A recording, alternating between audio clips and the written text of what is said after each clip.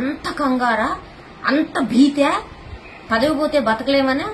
మా పాతకాలంలో రక్త కన్నీరు నాగభూషణం అని చెప్పినట్టు ఏది పోయినా బతకొచ్చు గాని పదవి పోతే బతకలేమన్న దశకు వచ్చేసారా? మొదటి విడత పోలింగ్ అయిపోగానే మన కాళ్లు చేతులు వణకటం మొదలైందా? వణకటం మొదలై ఏం మాట్లాడుతున్నామో తెలియని సంధి దశలో ప్రేలాపనలకు వచ్చేసామా? ఇవి సంధి దశ ప్రేలాపనలు తప్ప వేరే కాదు. ఒకవేళ ఎవరైనా ఇవ్వదలుచుకున్నారు అనుకుందాం పోని, అది మేనిఫెస్టోలో ఇదిగో నీ దగ్గర నేను మొత్తం గుంజేసుకుని వాడిని ఎత్తికి పోసేస్తాను, ఒక ప్రయోజనం ఉండాలిగా పోయటానికి కూడా.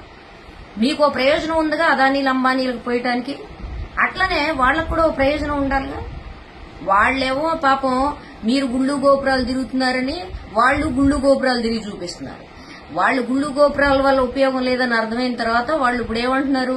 నిరుద్యోగం. ప్రజలు ఏవైతే మాట్లాడుతున్నారో అడుగుతున్నారు. నిరుద్యోగం,